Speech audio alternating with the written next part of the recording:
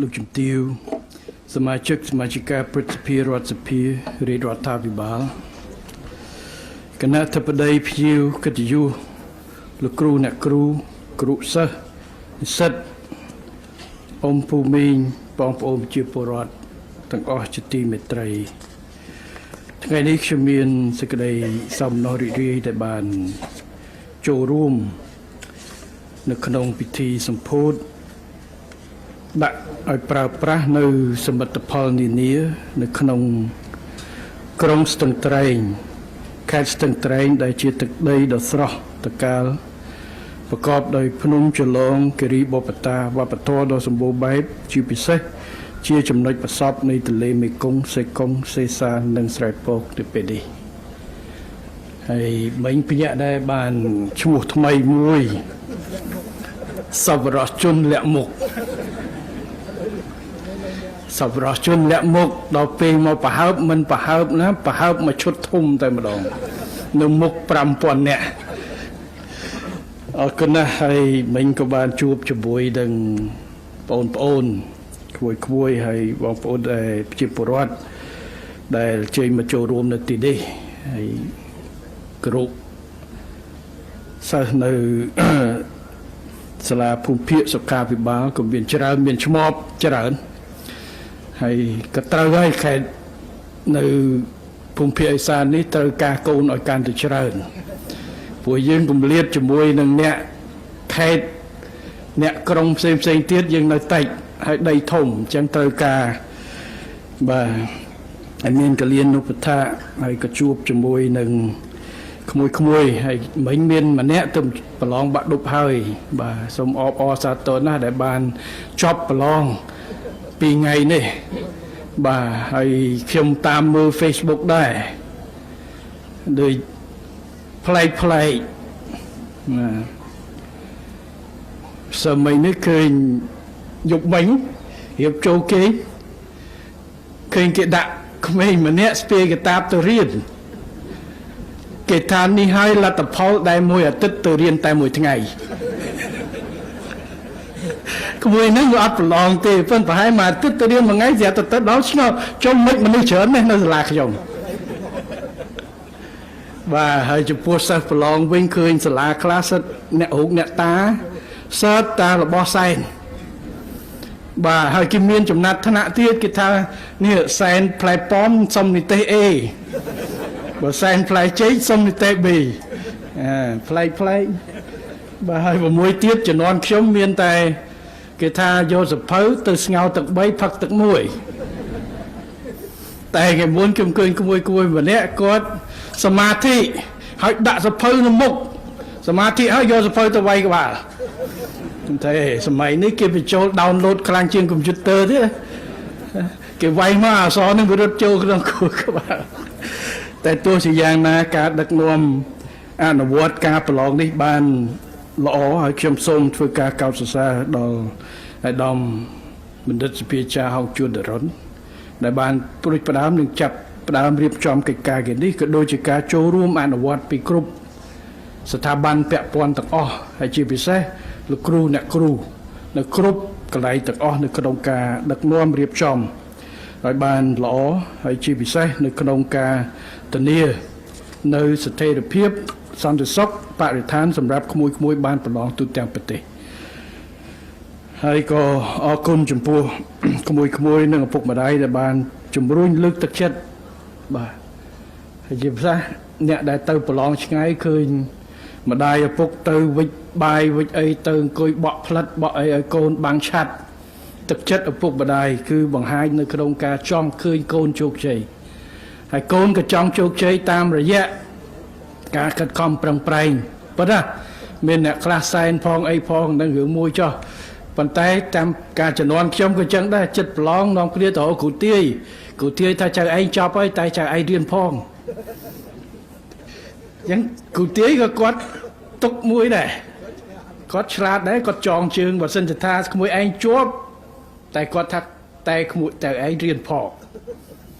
អញ្ចឹងបើសិនអត់ជាប់កុំទៅបន្ទោសគាត់ព្រោះគាត់ដាក់លក្ខខណ្ឌមានរៀនអត់បាទអញ្ចឹងវានៅតែខ្លួនឯងទេ ការបន់ព្រះជួយគ្រូទាយថាបិចក៏ដោយប៉ុន្តែនៅតែការខិតខំប្រឹកប្រែងអញ្ចឹងគឺសូមអរគុណណាស់ហើយមិញផ្អែកតាមរបាយការណ៍អេដាមសសុពុត្រាអភិបាលនៃគណៈអភិបាលខេត្តស្ទឹងត្រែង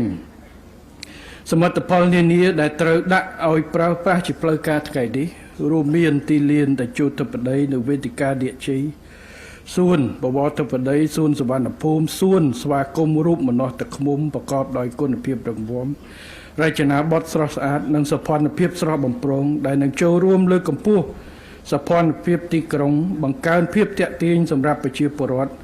និងភ្ញៀវទេសចរនិងបង្កើនទីកន្លែងសម្រាប់កំសាន្តលំហែសម្រាប់លំហែនិងជួបជុំសាធារណជនក្នុងខេត្ត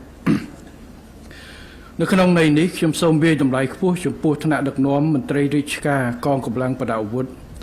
គ្រប់ប្រភេទអាជ្ញាធរមូលដ្ឋានគ្រប់លំដាប់ថ្នាក់និងភាគីពាក់ព័ន្ធទាំងអស់ដែលបានសហការជិតស្និទ្ធស្របតាមស្មារតីរួមគិតរួមធ្វើរួមទទួលខុសត្រូវក្នុងការការពារសុខសន្តិភាពធានាស្ថិរភាពនយោបាយធានារក្សាសណ្ដាប់ធ្នាប់សាធារណៈព្រមទាំងបង្កលក្ខខណ្ឌអំណោយផលសម្រាប់ការអភិវឌ្ឍសេដ្ឋកិច្ចមូលដ្ឋាននិងថែទាំសុខដុមជាតិបន្ទុក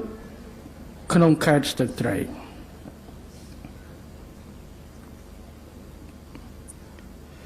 ជាមួយគ្នានេះ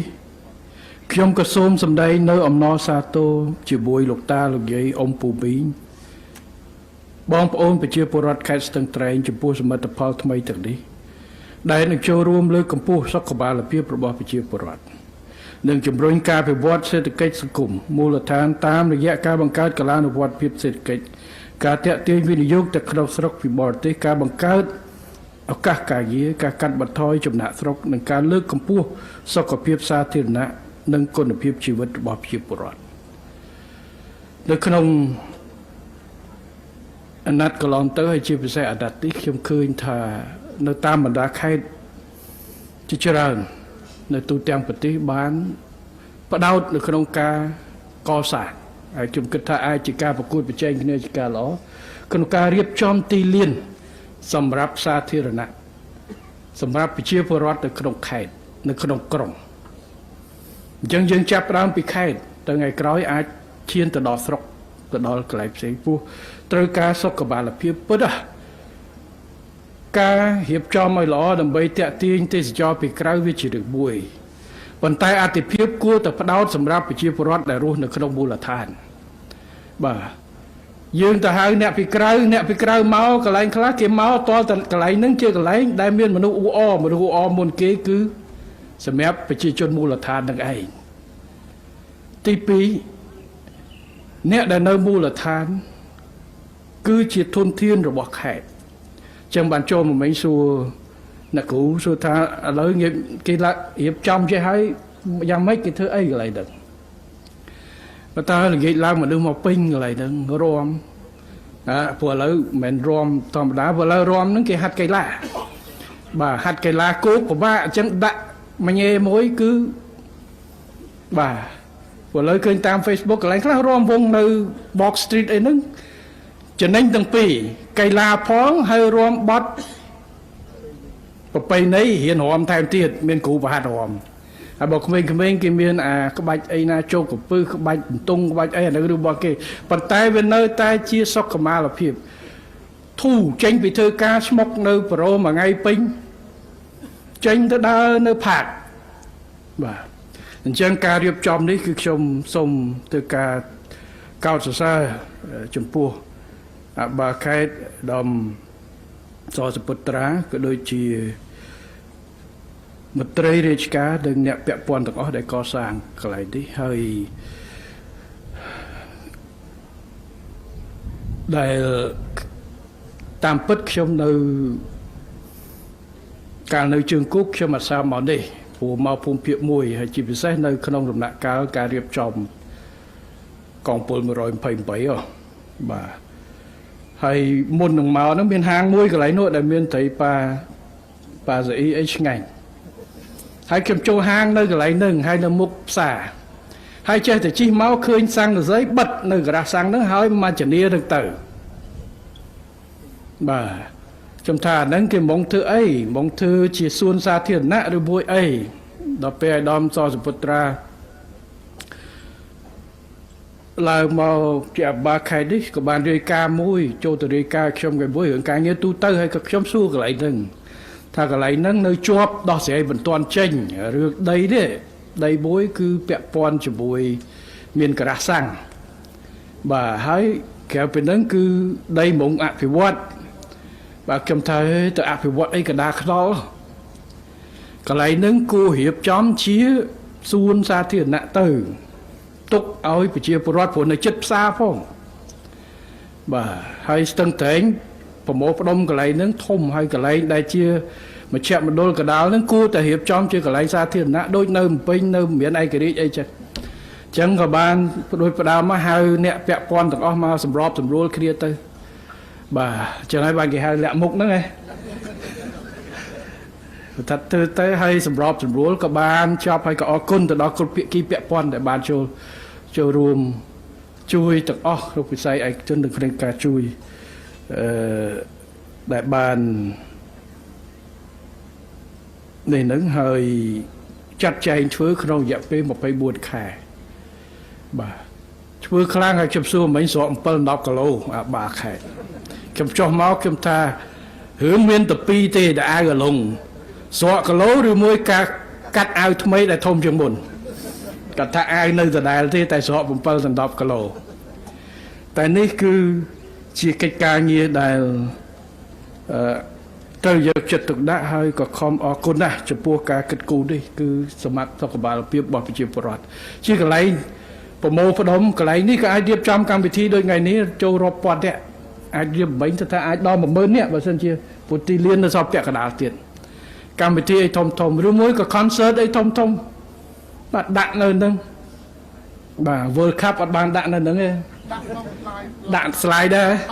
បាទអញ្ចឹងគឺកម្មវិធីធំនៅកន្លែងនេះសម្រាប់ប្រជាពលរដ្ឋមកឲ្យល្ងាចបាទមន្ត្រីសាលាខេត្តចេញមកមិនបាច់ទៅផ្ទះមកដើរលេងនៅនេះមកជុំចាំទៅផ្ទះបាទហើយបើការប្រុស check in នៅមុខនឹងមកបាទព្រោះប្រពន្ធតាម៉េចក៏យប់ម៉េះមិនដល់ផ្ទះហេនៅដើរមុខចង់ដឹងមើលសួរខេត្តនៅនឹងអាបាលនៅនឹងជាសាក់សីហើយក៏អរគុណណាស់ហើយមួយងាយមិញហ្នឹងជួបមិនអាចដល់គេទីទៅមកណោះហើយមិញចប់យប់ហើយថាទៅលេងគ្រួសារលេងប្រពន្ធមកទាំងយប់សុំច្បាប់ប្រពន្ធណាមិនសមមិញក៏ទៅរាយការណ៍រឿងរៀបចំសួនសាធារណៈនៅខេត្តសៀមរាបខេត្តព្រះវិហារគេមានកន្លែងដូច6ហិកតាស្រះមួយធំហ្មងស្ដារឲ្យធ្វើផ្លូវអីសម្រាប់ប្រជាជនរត់បាទហើយមានមួយទៀតរៀបចំបែបថាខ្ញុំថាបែបនេះជាការល្អរឿងទេសចរមកពីក្រៅរឿងមួយប៉ុន្តែកុំភ្លេចអ្នកនៅក្នុងក្រុងហើយរៀបចំបែបនេះប្រជាពលរដ្ឋយើងត្រូវទៅកន្លែងឲ្យវាចូលទៅក្នុងការរៀបចំក្រុងស្រុកខេត្តឲ្យបានល្អផាសុកភាពហើយដំញ៉ែមសំអឿនក៏មកនៅខ្ញុំមិនទាន់បានទៅមើលប៉ុន្តែមិញឃើញវីដេអូមួយគេបោះរឿងបឹងកសែងស្អាតបាទខ្ញុំមិនទាន់បានទៅតែឃើញគេប្រាប់មុនដំបូងស្មានតែ AI ព្រោះវាស្អាតពេកដល់ទៅមើលចេះតែ zoom មើលមនុស្សមែនតែនតាបាទគាត់រៀបពូបង្ការខ្ញុំទៅចុងក្រោយហ្នឹងគឺមិនទាន់បានធ្វើអីទេបាទមានហាងមួយនៅលើទួលបន្តិចមើលមកបឹងហ្នឹងហើយបឹងហ្នឹងដូចមានកោះមួយអណ្ដែតនោះបាទឥឡូវរៀបចំជាសួនជាអីហើយស្ដារនឹងជាការល្អបាទហើយនៅខេត្តផ្សេងនៅកញ្ចេះដូចនៅមាត់ទន្លេហើយចឹងទៅហើយមណ្ឌលគិរីនៅណាបាទហ្នឹងខ្ញុំថាប្រកួតគ្នារៀបចឹងសោភ័ណភាពគ្រប់បាទពួកក្រុមយើងឥឡូវមិនមែនប្រកួតតែក្នុងប្រទេសទេទៅយកពានរង្វាន់ក្រៅប្រទេសទៀតដោយរាជធានីភ្នំពេញខេត្តក្រាមជំនន់ទៅយកពានរង្វាន់ក្រុងស្អាតស្អីស្អាតចឹងនៅក្រៅប្រទេសនៅអាស៊ាននៅអីចឹងបានន័យថាលំដាប់អន្តរជាតិប៉ុន្តែលំដាប់អន្តរជាតិបានន័យថាម៉េចបានន័យថាប្រជាពលរដ្ឋនៅមូលដ្ឋានមានលទ្ធភាពទទួលបាននៅសមិទ្ធផលមួយផាសុកភាពនិងស្តង់ដារមួយដែលល្អជាពោធនភាពរបស់យើងចំពោះការ រៀបចំថ្ងៃនេះក៏សូមឆ្លៀតឱកាសធ្វើការថ្លែងអំណរគុណនិងដឹងគុណចំពោះកូនចៅអ្នកស្ទឹងត្រែងដែលបានចូលរួមនៅក្នុងបុព្វហេតុការពារទឹកដីជាពិសេសកងពល128ឯកឧត្តមមាសសមុទ្រទៅនោះ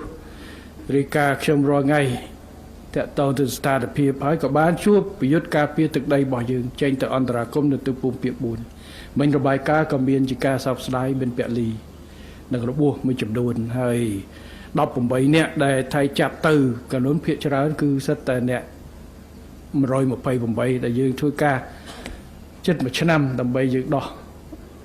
ចុត6ខែជាងដើម្បីយើងដល់ថាដែលខ្ញុំថាជួបជាមួយគ្រួសារយើងដាច់ខាតត្រូវតែទៀមទារហូតមកវិញបាទបើទោះជាយ៉ាងណាក៏ដោយក៏សូមយកឱកាសនេះដើម្បីធ្វើការថ្លែងអំណរគុណនិងដឹងគុណនឹងដល់វីរៈកងទ័ពវីរៈនគរបាលជាតិវីរៈអាវុធហត្ថដែលបាននឹងកំពុងឈរជើងការពារទឹកដីរបស់យើងនៅទីនោះនៅតាមភូមិភាគជាប់ព្រំដែនថៃហើយក៏ដូចជានៅតាមបណ្ដាព្រំដែនផ្សេងៗគាត់ថាព្រំដែនជាមួយប្រទេសផ្សេងយើងនៅរក្សាបាននូវស្ថិរភាពសន្តិសុខហើយក៏កងទ័ពកងកម្លាំងប្រវត្តិក៏ចូលរួមនៅក្នុងការដោះស្រាយព្រំដែនដោយសន្តិវិធីចូលរួមគ្រប់គ្រងទៅដោយការបោះបកគោលព្រំដែនរបស់គណៈកម្មការរដ្ឋាភិបាលការព្រំដែននៃដំណាំជាមកទីនេះក៏យើងបានចរចាដើម្បីដោះស្រាយបោះបកគោលបន្ថែមនៅខាងវៀតណាមក៏ដូចគ្នាហើយក៏មានខាងកងវិស្វកម្មដែលបានធ្វើផ្លូវកំពុងតែធ្វើផ្លូវតាមបណ្ដោយព្រំដែនរបស់យើងពុះពៀប្រឈមឧបសគ្គព្រោះទៅតាមផ្លូវសិតតាមីនបាទ1គីឡូដោះមីនមិនចេះតិចហើយជាពិសេសកន្លែងខ្លះសិតកន្លែងដែរតម្លាក់គាត់បែកច្រើនជំនាន់វាយគ្នាសង្គ្រាមវៀតណាមបាទអញ្ចឹងពុះពៀនៅក្នុងការកសាងនិងអភិវឌ្ឍប្រទេសរបស់យើងខ្ញុំក៏សូមអរគុណណាស់ចំពោះប្រជាពលរដ្ឋទាំងអស់ទុកចិត្តជាពិសេសអ្នកស្ទឹងត្រែងដែលបានជឿទុកចិត្តចំពោះការដឹកនាំរបស់គណៈបព្វជិជនកម្ពុជាវាសម្ដេចដែលជួយដឹកនាំប្រទេសកសាងតាំងពី79រហូតដល់ចុងកណ្ដាលពុទ្ធទេហើយនៅបន្តដឹកនាំផ្ដល់ការងារជាច្រើនតាមរយៈការបោះឆ្នោតគាំទ្រសមិទ្ធផលច្រើនលើសលប់ផ្ដល់ការទុកចិត្តដើម្បីផ្ដល់ឱកាសដឹកនាំបន្តទៅចូលលើមីគីដែលយើងបានបញ្ចប់សង្គ្រាមរ៉ាំរ៉ៃនៅនយោបាយឈ្នះរបស់សម្ដេចតេជោហ៊ុនសែនអតីតនាយករដ្ឋមន្ត្រីនិងបច្ចុប្បន្នជាប្រធានព្រឹទ្ធសភានៃប្រជាណាចក្រកម្ពុជាដែលបាននាំមកនៅសន្តិភាពនិងការឯកភាពជាតិពេញលេញនៅទូទាំងប្រទេសចាប់ពីចុងឆ្នាំ1998មកសន្តិភាពគឺជាមូលដ្ឋានគ្រឹះសម្រាប់ប្រជាពលរដ្ឋដាក់ក្តីសម័យនិងរៀបចំអនាគតរបស់ខ្លួនហើយបានបើកទ្វារឲ្យខេត្តស្ទឹងត្រែងដែលធ្លាប់ជាតំបន់រងគ្រោះដោយសារសង្គ្រាមប្រែក្លាយជាតំបន់ប្រកបដោយស្ថិរភាពសុវត្ថិភាពនិងឱកាសសម្រាប់ការអភិវឌ្ឍតាមរយៈការស្ដារនិងកសាងមូលធនមនុស្សការដាំដុះនិងការបង្កើនផលការទាក់ទាញវិនិយោគទាំងក្នុងស្រុកពីបរទេសនិងពីបរទេសនិងការកសាងហេដ្ឋារចនាសម្ព័ន្ធទាំងរូបវន្តនិងមិនមែនរូបវន្តជាមួយសន្តិភាពពេញលេញនឹងការធានាបាននៅសន្តិសុខនិងសណ្ដាប់ធ្នាប់សាធារណៈទូទាំងប្រទេសរាជរដ្ឋាភិបាលតែងតែចាត់ទុកភូមិភាគឦសានរួមមានខេត្តស្ទឹងត្រែងរតនគិរីមណ្ឌលគិរីនិងកញ្ចេះគឺជាអាទិភាពជាទិសដៅអាទិភាពនៃការអភិវឌ្ឍសង្គមសេដ្ឋកិច្ចដើម្បីកាត់បន្ថយគម្លាតនៃការអភិវឌ្ឍរវាងភូមិភាគឦសាននិងតំបន់កណ្ដាលប្រទេសជាក់ស្ដែងរាជរដ្ឋាភិបាលបានខិតខំអភិវឌ្ឍមូលធនមនុស្សតាមរយៈការកែលម្អសេវាសាធារណៈជាពិសេសសុខាភិបាលអប់រំនិងបណ្ដុះបណ្ដាលវិជ្ជាជីវៈបានប្រឹងប្រែងពង្រីកការតភ្ជាប់ភូមិភាគឦសានជាមួយរាជធានីភ្នំពេញតាមបណ្ដាខេត្តជុំវិញនិងប្រទេសជិតខាងតាមរយៈការកែលម្អហេដ្ឋារចនាសម្ព័ន្ធរូបវន្តជាពិសេសផ្លូវជាតិស្ពាននិងបានពុះពៀអភិវឌ្ឍសេដ្ឋកិច្ចមូលដ្ឋានតាមរយៈការលើកកម្ពស់វិស័យកសិកម្មកសិឧស្សាហកម្ម ទេសចរធម្មជាតិនិងពាណិជ្ជកម្មឆ្លងដែននិងការទាក់ទាញវិនិយោគតាមរយៈការតភ្ជាប់បណ្ដាញផ្គត់ផ្គង់អគ្គិសនីទឹកស្អាតនិងទូរគមនាគមន៍យើងទាំងអស់គ្នាដឹងហើយមិញក៏ខ្ញុំបានលើកថាខេត្តនៅទិសឦសាននេះបើជាពលសេដ្ឋកិច្ចប្រៀបធៀបជាមួយនឹងពលសេដ្ឋកិច្ចផ្សេងដូចជាពលសេដ្ឋកិច្ចភ្នំពេញសៀមរាបខេត្តព្រះសីហនុយើងនៅមានកម្រិតមានកត្តាមួយចំនួនដែលมันមានប្រៀបធំជាមួយប្រៀបធៀបជាមួយនឹងសក្តានុពលរបស់ពលសេដ្ឋកិច្ចផ្សេងដូចជាចម្ងាយឆ្ងាយពីទីប្រជុំជនពីសមុទ្រពីមជ្ឈមណ្ឌលពីកន្លែងគេថាធ្វើដំណើរផ្លូវអាកាសផ្លូវទឹកប្រជាជនតិចប៉ុន្តែខេត្តនៅទិសឦសានក៏មានសក្តានុពលមួយចំនួនដែលខេត្តផ្សេងតំបន់ផ្សេងអត់មានសក្តានុពលកសិកម្មកសិឧស្សាហកម្មទេសចរអញ្ចឹងអ្វីដែលសំខាន់យើងត្រូវមើលអ្វីដែលយើងមានហើយយើងព្យាយាមទាញយកផលដើម្បីអភិវឌ្ឍនៅកន្លែងនេះអញ្ចឹងកត្តាដែលយើងអាចធ្វើបានទី1គឺធានាបាននៅបរិស្ថានស្ថិរភាពសន្តិសុខសន្តិភាពយើងអាចនិយាយជាអតិភិបធំបំផុតគឺសន្តិភាពព្រោះតែអត់មានសន្តិភាពវាគ្មានទេសន្តិសុខហើយស្ថិរភាពនោះតែវាយគ្នាហើយគឺគ្មានទេពាក្យថាសន្តិសុខសណ្ដាប់ធ្នាប់ព្រោះមនុស្សកន្លែងតែរត់កិច្ចក្របការចំណាយទៅលើការប្រយុទ្ធអញ្ចឹងការដាក់ចេញនូវគោលនយោបាយឈ្នះដើម្បីបញ្ចប់សង្គ្រាមដែលទីនេះក៏ជាកន្លែងដែលមានពាក់ព័ន្ធក៏ប៉ះពាល់ទៅដល់សង្គ្រាមផ្ទៃក្នុងសង្គ្រាម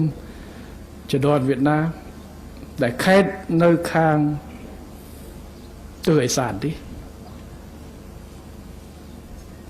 បានទទួលប៉ះពាល់បញ្ចប់ដោយសារនយោបាយឈ្នះយើងធានាបាននៅបរិស្ថានមួយដែលឈប់វាយគ្នាកម្លាំងយើងអាចប្រមូលផ្ដុំកសាងពង្រឹងវិនិយោគទៅលើការអប់រំបណ្ដុះបណ្ដាលសុខាភិបាលនិងផ្សេងតាក់ទាញវិនិយោគចូលប្រក្រុមកន្លែងរបស់យើងហើយខេត្តស្ទឹងត្រែងនេះយើងអាចចាត់ទុកថាជាខេត្តមួយដែលជាអតិភិបមួយនៅក្នុងរឿងកិច្ចការសន្តិសុខហើយខ្ញុំក៏សូមកោតសរសើរទៅដល់រដ្ឋបាលខេត្តស្នងការដ្ឋានកោបាលខេត្តកងរាជអាវុធខេត្តក៏ដូចជាតំបន់ប្រតិបត្តិការសឹករងខេត្តដែលចូលរួមនៅក្នុងការថែរក្សាកន្លែងនេះគឺជាកន្លែងតំបន់ឆ្លងកាត់ធំវាតាក់ទងជាមួយនឹងប្រទេសឡាវប្រទេសចំនួននៃអក្រិតកម្មឆ្លងដែនមួយចំនួនដែលចាំបាច់ត្រូវការពង្រឹងការគ្រប់គ្រងចឹងកន្លងទៅគឺមានការចាប់ការបំផ្លាញនៅសកម្មភាពខុសច្បាប់ឆ្លងដែនឆ្លងកាត់រត់ពន្ធគ្រឿងញៀន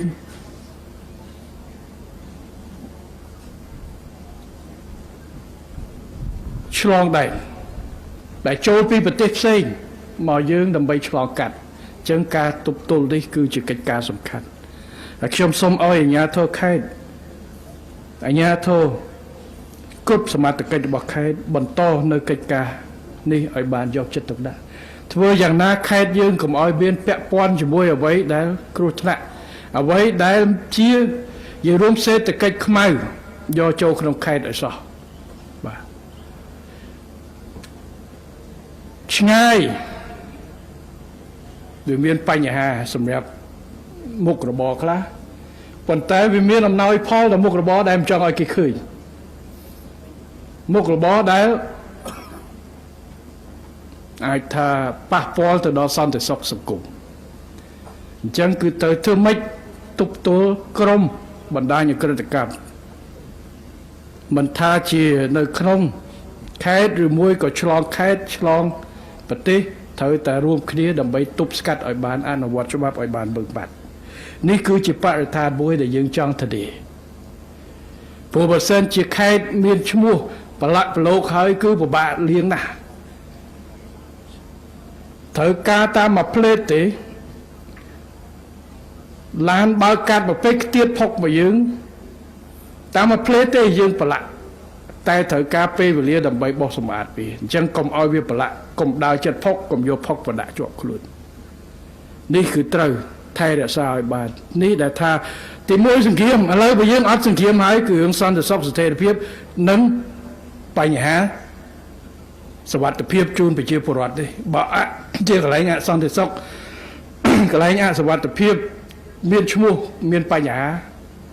គឺអត់មានពីណាមកទេកុំថាហៅទេសចរមកលេងឬមួយក៏វិនិយោគសំបីតអ្នកនៅក្នុងខេត្តក៏ពិបាករស់ទៅដែរបាទនេះគឺជាកត្តាដែលត្រូវការពារឲ្យបានដាច់ខាតនេះជាបរិស្ថានដែលជាត្រូវទី2គឺគោលនយោបាយក្រោយពីមានបរិស្ថានស្ថិរភាពហើយបើអត់មានគោលនយោបាយត្រឹមត្រូវក៏មិនអាចអភិវឌ្ឍកន្លែងមួយបានដែរមិនថាកន្លែងនឹងមានសក្តានុពលធម្មជាតិប៉ុណ្ណាភូមិសាស្ត្រល្អយ៉ាងណានោះទេតែគោលនយោបាយមិនត្រូវហើយគឺបញ្ហាហើយអាដឹងតែឯកឧត្តមពុត្រាដូចខ្ញុំប្រាប់ពេលដែលបានទទួលតំណែងជាអភិបាលខេត្តជួបខ្ញុំថាពុត្រាគោលការណ៍ធំមួយដែលបានទទួលការងារសូមកំគិតថាតើក្នុងទួលនីតិនេះខ្ញុំទទួលបានខ្ញុំយកបានអីខ្លះអត់ទេណាត្រូវគិតថាក្នុងការងារដែលខ្ញុំជារដ្ឋជាខេត្តជាអភិបាលខេត្តតើខ្ញុំមិនថាខ្ញុំនៅប្រហែលឆ្នាំទេសំខាន់តើខ្ញុំកសាងស្នាដៃអីខ្លះទុកបន្សល់ឲ្យប្រជាជនអ្នកខេត្តនឹងឲ្យដែលត្រូវជាគោលដៅបានត្រូវបាទបើដាក់មកគ្រាន់តែបានទួលនីតិគេតើខ្ញុំនឹងបានស្អីខ្លះផលស្អីខ្លះចូលខ្ញុំតាមរយៈទួលនីតិឲ្យដល់ចប់តែត្រូវគិតថាតាមរយៈទួលនីតិនេះខ្ញុំអាចមានធ្វើអីខ្លះដើម្បីបន្សល់ទុកជូនប្រទេសជាតិដែលជាភារកិច្ចស្នូលរបស់ខ្ញុំក្នុងការបម្រើនេះគឺជាកិច្ចការសំខាន់ហើយមន្ត្រីរាជការទាំងអស់ជាពិសេសអ្នកដឹកនាំស្ថាប័នជាគោលការណ៍ធំណាស់គោលនយោបាយដែលត្រូវអញ្ចឹងបានការរៀបចំនៅកន្លែងនេះយើងបានប្រែក្លាយកន្លែងនោះជាពីកន្លែងវិនិយោគឯកជនមកជាកន្លែងសាធារណៈកន្លែងឯកជននៅក្នុងខេត្តគាត់ត្រូវវិនិយោគតែយើងអាចចែកទៅកន្លែងណាដែលហ្សូនទុកឲ្យសាធារណៈជោគជ័យកន្លែងណាដែលឲ្យផ្សេងឯកជនរស់ទាំងអស់គ្នាចែកគ្នារស់បាទនេះហើយគឺជាការរៀបចំឧទាហរណ៍កន្លែងនេះក្នុងនាមជាអភិបាលខេត្តអាចបកគលកន្លែងនេះធ្វើការវិវត្តក្នុងវិស័យឯកជនហើយទៅអភិវឌ្ឍកន្លែងផ្សេងអញ្ចឹងការសម្រេចជ្រើសរើសអត់មានខុសវាត្រូវប៉ុន្តែត្រូវគិតគូរយកអ្វីដែលយើងទៅសោះអញ្ចឹងការដាក់នយោបាយរបស់រាជរដ្ឋាភិបាលក៏ដូចជាខេត្តគឺធ្វើយ៉ាងម៉េចយកប្រទេសជាតិនិងប្រជាជនជាគោលមិនថាក្នុងកលៈទេសៈណាទេរំដោះប្រទេសពី1979ក៏យកជីវិតប្រជាជននិងការកសាងជីវភាពរស់នៅរបស់ប្រជាជនជាគោលដែរបាទបើមិនអញ្ចឹងអ្នកស្នេហាជាតិរបស់យើងកាលនោះតាជាង10000នាក់ទេដែលនៅសល់ពីស្លាប់រត់ទៅសុកចិត្តនៅជាប់គុកនៅវៀតណាមនោះជាងមកប្រឈមមុខជាមួយក្របកំភ្លើងដើម្បីរំដោះប្រទេសតែគាត់បានយកជីវិតមកបដូរដើម្បីរំដោះប្រទេសកសាងពីបាតដៃទៅទេចឹងពីមួយចំនួនការងារដែលយើងត្រូវធ្វើបន្តរាជរដ្ឋាភិបាលអភិវឌ្ឍសម្រាប់ភូមិភាគឦសានដូចគ្នាគោលនយោបាយសម្រាប់ភូមិភាគឦសានម្សិលមិញនេះខ្ញុំប្រជុំឆមាសជាមួយនឹងឧត្តមក្រុមប្រឹក្សាពិគ្រោះផ្ដល់យោបល់ក្នុងនោះមានប្រតិភូប្រធានប្រតិភូគណៈបកមួយបានលើកហើយគាត់រំលឹកពីរឿងអា CLVDTA គាត់ថា CLVDTA នេះបើមើលវិភាគទៅវាអត់មានអីតែជាគោលនយោបាយសម្រាប់អភិវឌ្ឍមូលដ្ឋានប៉ុន្តែការផ្សព្វផ្សាយព័ត៌មានវាធ្វើឲ្យខូចទៅជាបង្កើតថាជារឿងដែលយកប្រទេសខ្មែរ4ខេត្តកាត់ទៅឲ្យគេបាត់អធិបតេយ្យភាពសំណួរសួរតអ្នកស្ទឹងត្រែងមានបាត់អធិបតេយ្យភាពនៅអ្វីដែលសំខាន់រឿងនេះយើងក៏មិនចង់រំលឹក ដូចទីប៉ុន្តែមូលហេតុដើមចមអីបានជាយើងមាន CLVDTA សម្ដេចតេជោលោកបានចេញបញ្យលលោកជាអ្នកព្រួយផ្ដើមមិនថាចង់យកប្រទេសយើងទៅឲ្យគេទេប៉ុន្តែចប់សង្គ្រាមភ្លាមឆ្នាំ98ខេត្តស្ទឹងត្រែងនេះរតនគិរីមណ្ឌលគិរីតាកចេះតោះចិត្តបន្តិចបានផ្លូវជាតិលេខ7ពីកំពង់ចាមទៅមិនសូវអីតែរតនគិរីមណ្ឌលគិរីស្ទឹងត្រែងនេះដាច់មែនតែនពីមណ្ឌលគិរីទៅរតនគិរីដេកជីឡានគេថាមិនមែនដូចថ្ងៃផ្លូវ76ទៅបាទកុំឲ្យបើកប្រយ័ត្នតែមិនដឹងបើកផ្លូវស្អាតពីស្នួលទៅមណ្ឌលគិរីផ្លូវជាតិលេខ7មកស្ពាន2ជាប់ស្ទឹងត្រែងស្ពានសេកុងស្ពានមេកុងពីមុនអត់ដូចចឹងទេគឺនៅដាច់បាទនៅដាច់អញ្ចឹងដើម្បីពលឿននៅក្នុងការកសាងអភិវឌ្ឍកន្លែងនេះជំរឿតើយើងធ្វើអីភ្ជាប់ទៅស័យសេដ្ឋកិច្ចកន្លែងណាដើម្បីឲ្យកន្លែងហ្នឹងមានសហថាមពលរីកចម្រើនលឿន99យើងនៅអភិវឌ្ឍទូទាំងប្រទេសបាទភ្នំពេញក៏មិនទាន់រីកខ្លាំង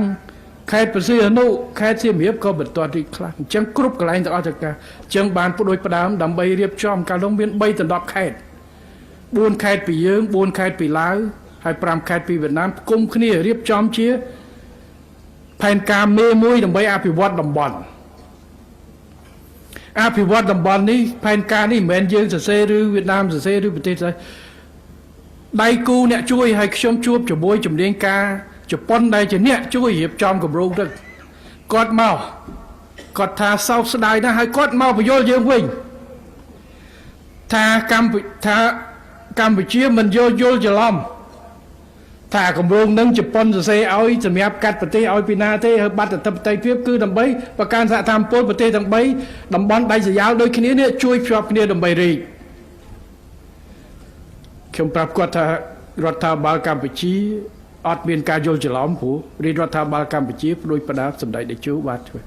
ហើយយើងបានធ្វើរាប់ឆ្នាំពីនយោបាយច្រើនទៅហើយប៉ុន្តែយើងសម្រេចចិត្តចេញនៅឆ្នាំ2024មិនមែនដោយសារកម្មវិធីនេះខុសនោះទេប៉ុន្តែដើម្បីកុំអោយនៅមានការមិនអស់ចិត្តពីប្រជាពលរដ្ឋតើកម្មវិធីយ៉ាងម៉េចកិច្ចសហប្រតិបត្តិការនៅតែមានទេយើងមិនអាចកាត់ផ្ដាច់សហប្រតិបត្តិការឥឡូវយើងមានបញ្ហាជាមួយអ្នកជិតខាងខាងលិចរបស់យើងដោយសារសង្គ្រាមយើងកាត់ផ្ដាច់មួយចំនួនតែក៏មិនទាន់ផ្ដាច់អស់ដែរបាទបិទព្រំដែនគោកតម្លាក់កម្រិតទូតប៉ុន្តែប្រជាជនឆ្លងកាត់ទំនិញតាមទឹកឬមួយក៏ស្អីវាទៅព្រោះយើងមិនអាចលើកប្រទេសយើងចេញហើយយើងមិនអាចបិទលបង1លានឆ្នាំនោះទេបើយើងជិះនៅតាមបណ្ដោយផ្លូវបណ្ដោយព្រំដែនប្រជាជនដែលរស់នៅតាមព្រំដែននេះគាត់ឆ្លងទៅមកបាទជួនកាលត្រូវទៅពេទ្យទៅទិញអីវ៉ាន់នៅកាន់នោះមកកាន់ដែរបាទនៅខ្ញុំទៅនៅកំពង់សាឡៅនៅកំពង់សាឡៅ2កាន់នោះទៅសម្ពោធសាលាមួយឆ្លងទៅទឹកទៅឡាវអញ្ចឹងពេលខ្លះជិះទូកទៅរៀនចុះឡើងអញ្ចឹងបតៈកលាភូមិសាស្ត្រនេះឯងអញ្ចឹងអ្វីដែលសំខាន់គឺការអភិវឌ្ឍរបស់យើងទោះមានឬមិនមាន CLVDTA ឬក្របខ័ណ្ឌសហប្រតិបត្តិការជាមួយប៉ុន្តែយើងមានមិនមែនបាត់អធិបតេយ្យភាពទេប៉ុន្តែខ្ញុំនិយាយថាទោះមានមិនមានការអភិវឌ្ឍតំបន់អេសាននេះក៏ស្ថិតនៅក្នុងគោលការណ៍អធិភាពបរិរដ្ឋាភិបាលដែរដែលចឹងហើយបានយើងឃើញថាក្នុងរយៈពេលមិញអាដាមសសពុត្រាបានរាយការណ៍សង្ខេបសមិទ្ធផលធំមួយចំនួនហើយក្នុងដែលយើងកសាងតាំងពីដើមមកក្រោយ79មកគ្រាន់តែក្រោយសង្គ្រាមយើងចាប់ផ្ដើមកសាងហើយតាមដំណាក់កាលដែលយើងមានលទ្ធភាពពិចារណាអញ្ចឹងហេដ្ឋារចនាសម្ព័ន្ធនៅនេះឥឡូវផ្លូវតភ្ជាប់ខេត្តទាំង4ហ្នឹងយើងមានច្រើនរួចទៅហើយកំពុងទៅធ្វើបន្ថែមទៀតបាទឥឡូវផ្លូវជាតិលេខ7តភ្ជាប់ពីកំពង់ចាមមក cái che là một đó sân thành hãy bốc tới từ bèn kia tam từ lấy tam spin sẽ công bà nâng tỏ hay lấy dương cho bôi lái làm bay ngay thêm spin môi tiết từ lấy sẽ công được nơi ấy thế bốn niêm á từ lấy là bơ của phong cho cha nơi cái lấy đâu môi tiết làm bay top shop hay ngày kéo dương nâng top shop cái đường plug đây ấy tiết hay cái chuông cả sự cắm bàn cho cha cho bôi đừng khang phía kỳ lái làm bay dương ai đất tụm đinh cả sự phơ tay chân từ tiệp xa chân tam plug cốt trong cắt lại tại bờ đồng chân ngày kéo cả sự xa cắm ấy được khen ấy xa nên bạch đất tư khen phải riêng nụ thôi ấy chừng ai đó lần vì này từ tụm bong từ vì lấy có cho màu bình ca plug đồ chẳng thể cho chẳng ấy xí chân ca top shop plug lên plug chất của bồi plug cho năm pi về cho năm tiết ở lấy dương của phong đặc nông của bố để điệp chóm plug chất vùng bay cả là vì bàn lúng từ của tôi nịa bà vì bàn lúng từ của tôi nịa đồng bọn của tôi nịa cứ đồng bọn đây ở toàn miền Việt Nam đại tới thì vì khang đầy dương bật châu ta lấy cứ cái lãnh trao pe chẳng to ta sông châu vì khang Việt Nam ban màu bình khi ban oi cô ca đom khoan xiêm nó pe để dương thưผมได้tập pu tới thư mấy phục bia thư ban mình tha về vòn chừng ai na đây tới từ thư ban châu vì đây không ai ở đó của tôi nịa bà đầm bay oi cô không ai ban tơ mơ cái lãnh trong bao để tham mông bay rồi viên Campuchia Việt Nam lái đó làm bay từ đó cả lại đông tại bà đòn hai mình bay châu tam Việt Nam châu tam Việt Nam châu về dương tại bà đòn bà ní cứ chỉ cả phục bia bỏ dương hay thêm plei chất bồng bay cả lá tới tiết chẳng can tại bật cả lá tới tiết được plei đôi sẽ sai chim ta sai xiêm từ đó ná viên châm rồi riêng cả lại đông bà chẳng pe là plei tới cả lại ná cứ tha miền plei biên sự cấm á plei tới đó cái này na chỉ việc luôn nơi chỉ chôn chập đam từ luôn nơi và cá phum và cá ấy sẽ từ cách tới đầu vai rùm tiếng cá pia thực đấy chẳng rương từ ní hãy spin hãy plei đôi pia từ tiết khiêm tới sập phút plei và thêm nơi cái trẻ được plei bay chật bằng pơ hay bay chật pơ a plei không khai đây phần quen đây bà hay nơi spin một tiết spin nơi phải tự sọp bà để top shop vì chết từ khang của phong tram chứ bà đầm bay ở rít là khả đồng dân ca thưa dân nâng bằng to thưa to từ tiền chấm pua kêu pispien dân miền từ núp ngày muốn nâng đôi cái đi từ núp ô tế hay dân miền vì đi ở kỳ xử lý dân thưa rồi đi bà chẳng ca tẹt tiền mà chỉ luôn chết và phục đau này vì đi ở kỳ xử lý anh dây ở lương nâng đây chia cô ca nó cùng với để ai tẹt tiền vì nhiều dục đây phố phía chờ là lấy cái trơ ca phượng hái phượng phi bộ phúc sạch tiệt hướng đầm lấy mùi còn té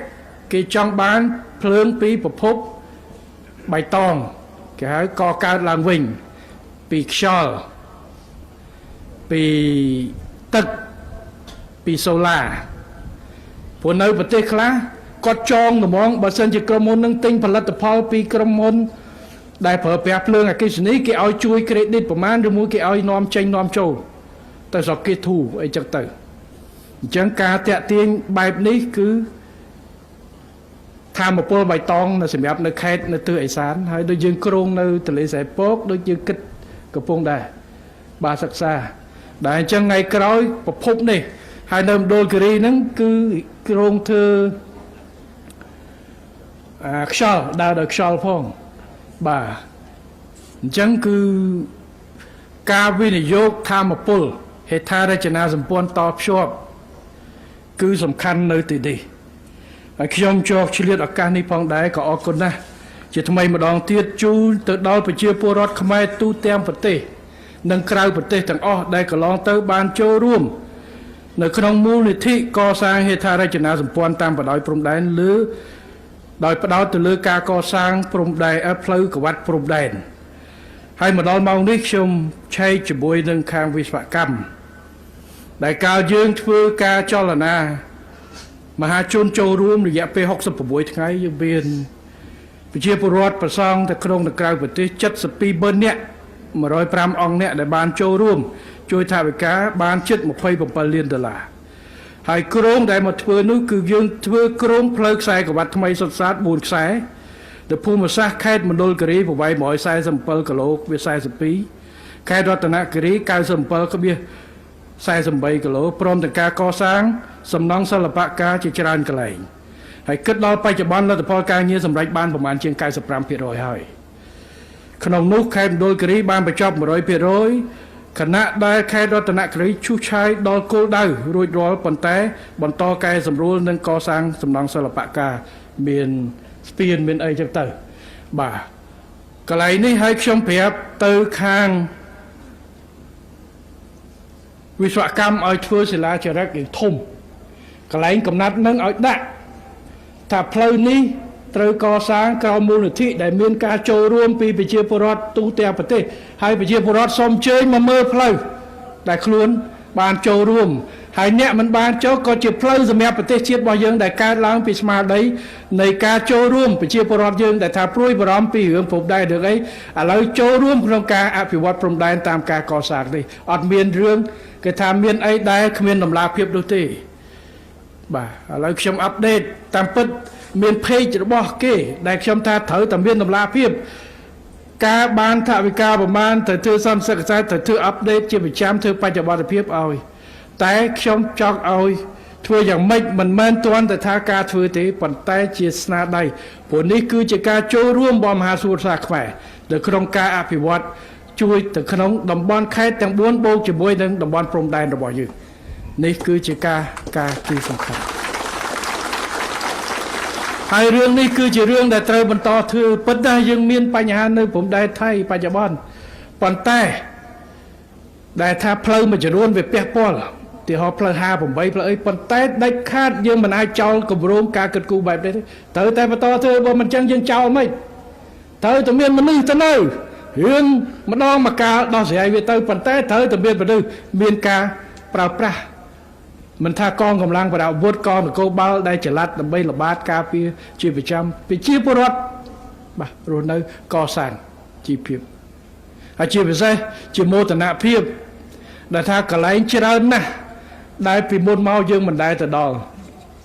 ទៅថ្ងៃក្រោយកូនចៅរបស់យើងនឹងទៅដល់ហើយក៏ខ្ញុំសូមឲ្យប្រជាពលរដ្ឋកម្ពុជានៅក្នុងទូទាំងប្រទេសដែលត្រូវធ្វើដំណើររោតំបន់ទេសចរក្នុងមួយឆ្នាំបងប្អូនខ្លះគាត់ទៅក្រៅច្រើនសូមឲ្យធ្វើដំណើរនៅក្នុងប្រទេសហើយដើរតាមបណ្ដាខេត្តផ្សេងតាមប្រព័ន្ធផ្លូវដែលយើងតភ្ជាប់កាលជំនាន់កូវីដមានអ្នកខ្លះគាត់ថាក៏អត់ដឹងថាកម្ពុជាអភិវឌ្ឍប៉ុណ្ណឹងកូវីដគេបិទជើងយន្តហោះចេញទៅកែអត់រួចអញ្ចឹងនាំគ្នាមកលេងមណ្ឌលគិរីបាទដល់មណ្ឌលគិរីអស់ផ្ទះសំណាក់ពួកមនុស្សមកច្រើនពេកអញ្ចឹងក៏នៅអូតែលផ្កាយ1000ស្គាល់ទេអូតែលផ្កាយ1000បាទអូតែលផ្កាយ1000ពួកក្រៅកាទេលវាយលើស្មៅអញ្ចឹងទៅមើលផ្កាយ1000លើមេឃអញ្ចឹងកន្លែងខ្លះក៏អត់នៅផ្កាយ1000មិនអាចនៅពីយប់បានទេអញ្ចឹងគាត់បន្តដំណើរឲ្យតែមានផ្លូវចេះតែបើកអញ្ចឹងគាត់បើកមកបាទ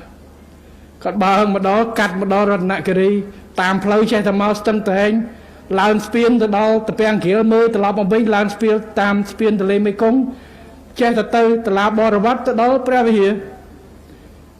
បាទដល់ព្រះវិហារចេះតែទៅទៀតទៅបាទខ្លះឡើងទៅព្រះវិហារទៅមើលមកវិញពាក់ស្បែកកាត់ផ្លូវ58ទៅដល់ប្រទេសមានជ័យទៅបាទអញ្ចឹងការតភ្ជាប់សម្បូរបែបហើយទេសចរក្នុងស្រុកគឺមូលដ្ឋានសំខាន់អញ្ចឹងបានថាកុំភ្លេចទេសចរនៅនឹងកន្លែងអ្នកនៅខេត្តកន្លែងនេះស្អាតក៏អ្នកនៅជុំវិញខេត្តតាមស្រុកបលេងអ្នកនៅក្នុងប្រទេសក៏មានតាមខេត្តទី1មកលេងកន្លែងនេះ ការរៀបចំនៅកន្លែងទេសចរផ្សេងដែលមានសក្តានុពលគឺសិតតែទាញស្រូបឲ្យគេស្គាល់ព្រោះមុនគេមកវិនិយោគមុនគេមកធ្វើអីគេមកលេងសិនគេបបើសិនហើយជួនកាលតលតែមានមនុស្សមកច្រើនបានគេចាប់ផ្ដើមធ្វើហេដ្ឋារចនាសម្ព័ន្ធបាទអញ្ចឹងខ្ញុំគិតថាខេត្តស្ទឹងត្រែងនិងខេត្តទាំង4នេះគឺគោលនយោបាយរបស់យើងក្នុងការធ្វើហេដ្ឋារចនាសម្ព័ន្ធតភ្ជាប់រៀបចំផ្សេងដើម្បីសម្រួលដល់ហើយយើងចរចាបើកច្រកផ្សេងជាមួយប្រទេសជិតខាងដើម្បីធ្វើតំបន់សេដ្ឋកិច្ចពិសេសធ្វើពាណិជ្ជកម្មឲ្យបានស្រួលថ្ងៃក្រោយរាល់ទំនិញឆ្លងកាត់ទៅវិញទៅមកនឹងបានកាន់តែស្រួលបង្កើនភាពតាក់ទាញនៅទីនេះឆ្នាំទៅខ្ញុំបានប្រកាសមុននឹងផ្ទុះសង្គ្រាមជាមួយថៃនៅខែ7នៅខែមេសាឆ្នាំ2025ខ្ញុំប្រកាសដាក់ចេញនៅកម្មវិធីពិសេសជំរុញការវិនិយោគក្នុងខេត្តទាំង4នៅភូមិភាគឦសាននៃប្រជាជាតិកម្ពុជាឆ្នាំ2025-2028ដើម្បីជំរុញលើកទឹកចិត្តការវិនិយោគមកតំបន់នេះព្រោះមានហេដ្ឋារចនាសម្ព័ន្ធមានបរិស្ថានស្ថិរភាពអីល្អហើយគោលនយោបាយរួមរបស់យើងតាក់ទាញនៅប្រទេសយើងក៏មានគោលនយោបាយច្រើនប៉ុន្តែដើម្បីសម្រួលការតាក់ទាញមកខេត្តខាងភូមិភាគឦសានរាជរដ្ឋាភិបាលក៏បានចេញកោការព្រោះកិច្ចការនេះខ្ញុំបានឲ្យសាកល្បងមួយនៅខេត្តព្រះសីហនុកម្មវិធីជំរុញការស្ដារឡើងវិញនៅខេត្តព្រះសីហនុពីឆ្នាំ2024ដោយរៀបចំក្រុមការងារពិសេសតែម្ដងការវិនិយោគមួយចំនួនត្រូវឆ្លងកាត់នីតិវិធីសុំ CDC សុំអីចឹងទៅឥឡូវរៀបចំក្រុមការងារមួយដឹកនាំដោយអាដាមហ៊ានសាហ៊ីបដើម្បីពិនិត្យដែលមានយន្តការអន្តរក្រសួងនៅក្នុងនោះហើយមានសិទ្ធិនៅក្នុងការជំរុញសម្រេចកម្រិតណាមួយដើម្បីរុញសម្រួលដល់ការអនុវត្តគម្រោងវិនិយោគអញ្ចឹងគម្រោងនេះបានដាក់ឲ្យទៅតាមរបាយការណ៍ដែលឆៃជាមួយអាដាមហ៊ានសាហ៊ីបក្រុមការងារនេះយើងមកដល់ម៉ោងនេះដូចមានបកិតត្រឹមខែ7ហើយគម្រោងកម្មវិធីនេះគ្របដណ្ដប់ទៅលើវិស័យកសិកម្មកសិឧស្សាហកម្មនិងទេសចរណ៍យើងប្រើប្រាស់វិធានការគ្រប់គ្រងនិងជំរុញការវិនិយោគចំនួន3ទី1គឺវិធានការផ្នែកពន្ធដារនិងពន្ធគយអនុគ្រោះសម្រាប់លើកទឹកចិត្តអ្នកវិនិយោគកន្លែងនេះទី2ការផ្ដល់ហិរញ្ញប្បទានក្រោមអត្រាការប្រាក់ទីផ្សារបានន័យថាឲ្យខ្ចីលុយការប្រាក់ទាបដើម្បីវិនិយោគតែមកតំបន់នេះទេដើម្បីលើកទឹកចិត្តព្រោះកន្លែងនេះរៀងឆ្ងាយហើយតម្លៃដឹកជូនអីផ្សេងចំនួនដើម្បីឲ្យមកហើយទី3គឺការជួយកាត់បន្ថយថ្លៃដើមផលិតកម្មការសម្រួលនីតិវិធីនិងគ្រប់គ្រងសកម្មភាពវិនិយោគបណ្ដាកុំឲ្យមាននីតិវិធីសុកស្មាញកុំឲ្យឆ្លងច្រើនជាន់ច្រើនជួងកសាបានឲ្យគណៈកម្មការនេះសម្រេចតែម្ដងក្រុមការងារនេះជាងក្រុមការងារដើម្បីធ្វើអញ្ចឹងគោលនយោបាយនេះបានដាក់ចេញហើយគិតត្រឹមថ្ងៃទី7សីហាឆ្នាំ2026សម្រាប់4ខេត្តនៅឦសាននេះយើងសរុបទទួលបានការស្នើសុំវិនិយោគ72គម្រោងក្នុងនោះគម្រោងស្នើសុំចំនួន57បានពិនិត្យនិងបន្តនីតិវិធីហើយបើក្នុងចំនួន72គម្រោងដែលបានដាក់នេះទុនវិនិយោគសរុបគឺ$2.7 billion $2.7 លានបើសិនគម្រោងនេះនឹងត្រូវអនុវត្តនៅខេត្តទាំង4នេះគម្រោងនឹងបង្កើតការងារជិតជាង80000នាក់ជិត83000នាក់អញ្ចឹងកិច្ចការនេះនឹងបន្តទទួលតទៅទៀតបើនិយាយទូទាំងប្រទេសនៅឆ្នាំ2026នេះមកដល់គិតត្រឹមថ្ងៃ7សីហាដែរទូទាំងប្រទេសគម្រោងវិនិយោគពីក្រៅមកយើងមាន214គម្រោងបាទគិតជាទឹកប្រាក់ដូចជិត4000លានហើយបង្កើតការងារ140,000កន្លែងហើយបើតាមទិន្នន័យឆ្នាំ2023 24 25គេថាគម្រោងដែលចោះខុសពីគម្រោងដែលធ្វើចោះច្រើនប្រយ័ត្នធ្វើតិច អញ្ចឹងនៅក្នុងរយៈពេលដែលធ្វើការចុះនេះក្នុងរយៈពេល3ឆ្នាំនេះគម្រោងដែលចុះឈ្មោះដើម្បីសុំគោលការណ៍វិនិយោគហើយនឹងខ្លាយទៅជាការពិតមាន 95.75% បាននៅក្នុង100គម្រោងដែលសុំគោលការណ៍វិនិយោគ95បានចាត់តាំងធ្វើតែ5ទេអត់ធ្វើវិញអញ្ចឹងនេះគឺជាគោលការណ៍សំខាន់នេះគឺជាសមិទ្ធផលសំខាន់ដែលគេថាប្រទេសយើងលឺសូរតាសង្គ្រាមប្រទេសយើងលឺសូរតា scam លឺសូរអីអត់មានពីណាមកអត់ទេមិនសមមិញប្រជុំម្ដងក្រុមប្រឹក្សាក៏មានប្រតិភូគណៈបកខ្លះគាត់យល់ថាអត់មានពីណាមកអត់ទេរឿងតូចរឿងធំយើងទៅទទួលដោះស្រាយប៉ុន្តែការវិនិយោគតាក់ទាញឲ្យកម្ពុជានៅតែមានភាពតាក់ទាញគោលនយោបាយរបស់យើងប្រជាពលរដ្ឋយើងសក្តានុពលរបស់យើងនៅតែមានភាពប្រកួតប្រជែងហើយយើងនឹងខិតខំបន្តដើម្បីដោះស្រាយបញ្ហាបច្ចុប្បន្នដើម្បីសម្រួលការវិនិយោគនិងការតាក់ទាញបន្ថែមបង្កលក្ខណៈវិនិយោគបន្ថែមទាំងអ្នកវិនិយោគមកពីក្រៅទាំងការវិនិយោគក្នុងប្រទេសមិនថាຂະຫນាតតូចຂະຫນាតមធ្យមຂະຫນាតធំនោះទេហើយយើងនឹងខិតខំបន្តជួយទៅដល់ធុរកិច្ចក្រៅប្រព័ន្ធដើម្បីធ្វើយ៉ាងណាឲ្យកម្លាំងសេដ្ឋកិច្ចផ្ទៃក្នុងរបស់យើងកើតអញ្ចឹងទូទាំងប្រទេសយើងធ្វើឲ្យនៅខេត្តទិសឦសាននេះដែលរួមទាំងខេត្តស្ទឹងត្រែងយើងផងនេះមិញឯកឧត្តមសសុពុត្រាបានរាយការណ៍ថាខេត្តយើងបានប្រមាណបាន9គម្រោងបាទហើយផឹងតាក់ទាញថែមទៀតបាទ9គម្រោងអស់17គីឡូបាទបើសិនជាអស់ថែម17ទៀតបាន20គម្រោងកាន់តែល្អអញ្ចឹងគឺថាការរៀបចំពង្រឹងនីតិវិធីផ្ទៃក្នុងនិងសេវាផ្ទៃក្នុងរបស់ខេត្តគឺជាកត្តាសំខាន់ណាស់ព្រោះប្រទេសយើងពង្រឹងក្នុងក្របខ័ណ្ឌជាតិដើម្បីទៅប្រកួតប្រជែងជាមួយប្រទេសផ្សេងទាញមកក្នុងប្រទេសយើងប៉ុន្តែចូលមកក្នុងប្រទេសយើងគេត្រូវរើសទៅរាជធានីទៅខេត្តបើទៅខេត្តណាអញ្ចឹងកត្តារឿងហេដ្ឋារចនាសម្ព័ន្ធរឿងភ្លើងរឿងអីវាមួយប៉ុន្តែសំខាន់នៃកត្តាសេវាផ្ទៃក្នុងខេត្តដែរដែលថាបើគេមកកុំឲ្យគេពិបាកគ្រាន់តែថាទៅដល់ខេត្តស្ទឹងត្រែងគឺថាកុំព្រួយរឿងហ្នឹងខេត្តមានក្រុមការងារជួយទទួលយើងដោយ VIP អញ្ចឹងបាទឯកសារចាត់ចែងឲ្យរហូតលឿនអត់បញ្ហា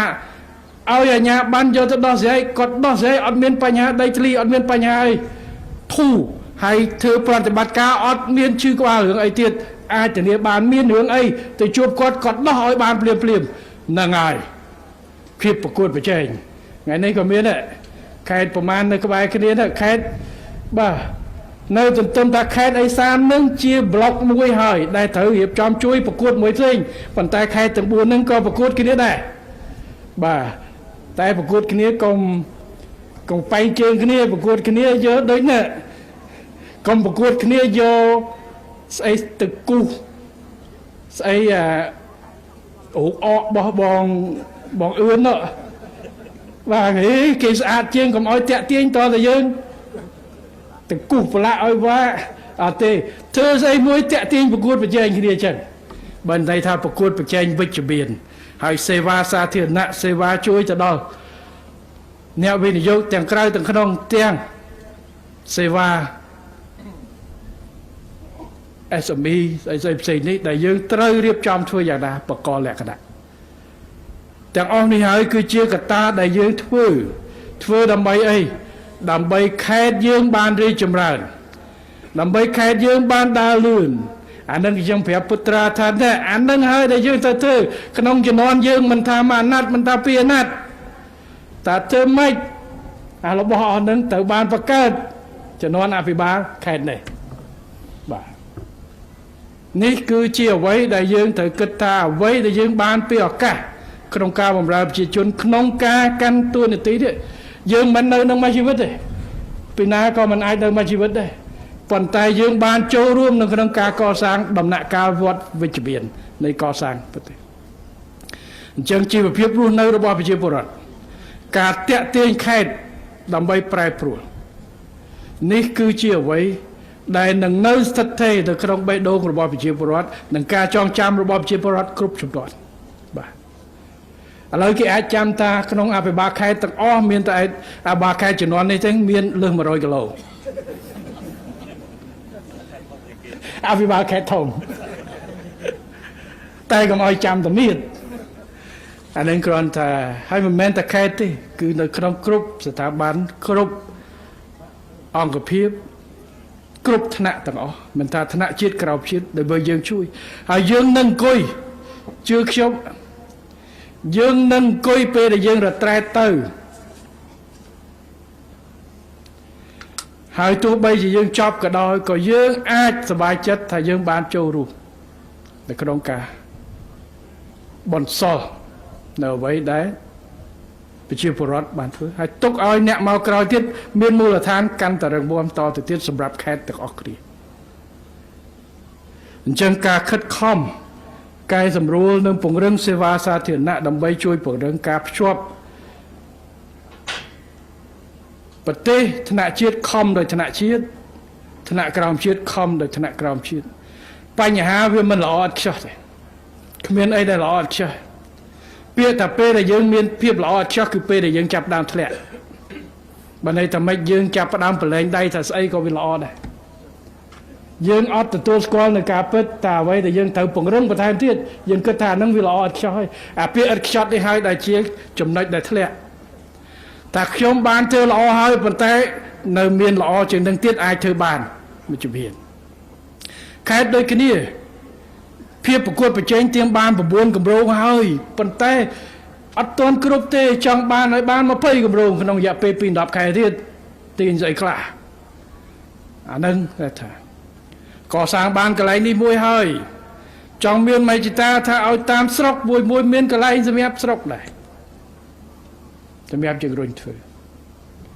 ឡូវច្រកចេញចូលតែមួយអញ្ចឹងគឺថាយើងជាកន្លែងមួយដែលខិតខំធ្វើវិនិច្ឆ័យការបានដល់ខេត្ត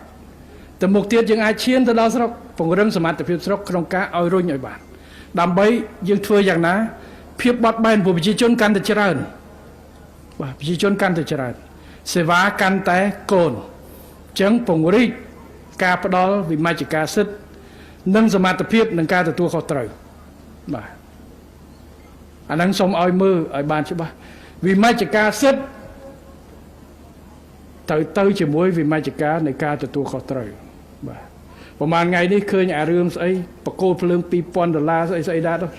ផ្អើលអាហ្នឹងហេតុផលយ៉ាងម៉េចត្រូវមើលខេត្តត្រូវមើលពិនិត្យមើលតើមានហេតុផលយ៉ាងម៉េចស្អីយ៉ាងណាគាត់ថាអាហ្នឹងគេដាក់ខ្ពស់ដើម្បីដេញថ្លៃតែតម្លាក់ថ្លៃលូថ្លៃអីទៅខ្ញុំមិនដឹងទេប៉ុន្តែត្រូវពង្រឹងបាទព្រោះឥឡូវវិមជ្ឈការមិនមែនវិមជ្ឈការតែសិទ្ធិទេវិមជ្ឈការមិនថាវិមជ្ឈការសិទ្ធិស្នើទេវិមជ្ឈការទាំងសិទ្ធិចាយទៀតបាទការគ្រប់គ្រងដើម្បីផ្ដល់ទៅឲ្យក្រៅអញ្ចឹងសូមមើលកិច្ចការទាំងអស់នេះដើម្បីបង្កើននៅទំនុកចិត្តហើយបានផលច្រើនទៅដល់មូលដ្ឋានទៅដល់ប្រជាពលរដ្ឋរបស់យើងនេះគឺជាគោលនយោបាយដែលយើងត្រូវដាក់ចេញដែលខ្ញុំនិយាយថាបរិស្ថានពីរសំខាន់សន្តិភាពស្ថិរភាពសន្តិសុខត្រូវតែធ្វើជាប្រចាំទី2គោលនយោបាយដែលត្រូវដាក់ចេញគោលនយោបាយលើកទឹកចិត្តគេមកត្រូវហើយប៉ុន្តែគោលនយោបាយសំខាន់គឺឲ្យសេវាការដោះស្រាយភ្ញៀវដែលមកមានភាពកក់ក្ដៅហើយគេទៅបោពេលវេលាភាពស្មុគស្មាញបញ្ហាដោះឲ្យបានមិនមែនតែអ្នកវិនិយោគឬទេសចរដែលមកលេងទេអ្នកនៅក្នុងខេត្តប្រជាពលរដ្ឋយើងដែលចង់បើកអាជីវកម្មក្នុងខេត្តបើកសាលារៀនបើក clinic បើកអាជីវកម្មឬមួយក៏ធ្វើអីមួយក៏កាន់តែប្រសើរឡើងអញ្ចឹងក៏ខ្ញុំសូមអរគុណណាស់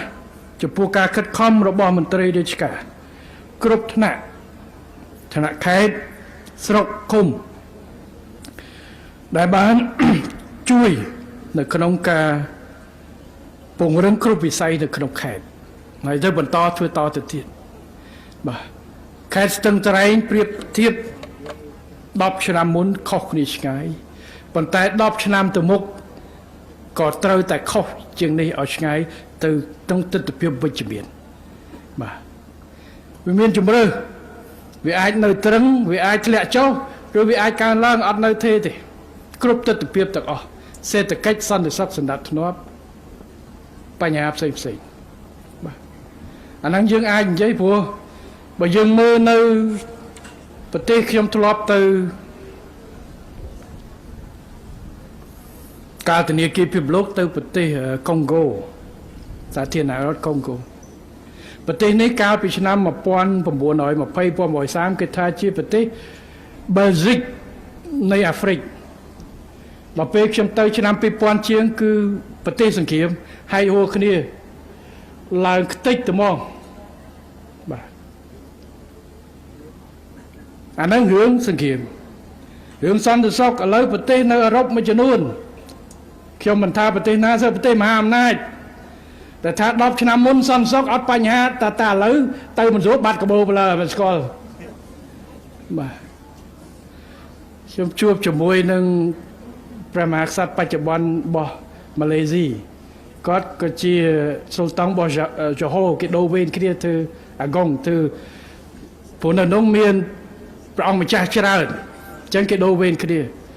លោកថាលោកធ្លាប់នៅប្រទេសអឺរ៉ុបខាងលិចមួយកន្លែងហ្នឹងគឺកន្លែងដែលមានជាងគេបំផុតតែក្រោយនេះលោកទៅមុនឡើងសោយរាជគឺគេលួចនាឡិការ៉ូឡិចគាត់មួយ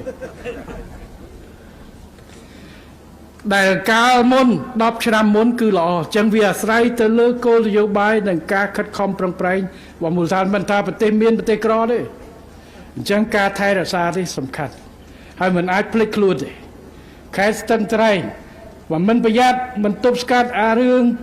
ឆ្លងព្រំដែនមករឿងបាត់អក្រិតការឆ្លងស្អីៗនេះអាចខ្លាយជាខេត្តឆ្លងកាត់ធំនៅនៃរឿងអក្រិតកម្មគ្រឿងញៀនអីនៅហ្នឹងទប់ឲ្យជាប់កុំឲ្យមានកើតនៅក្នុងហ្នឹង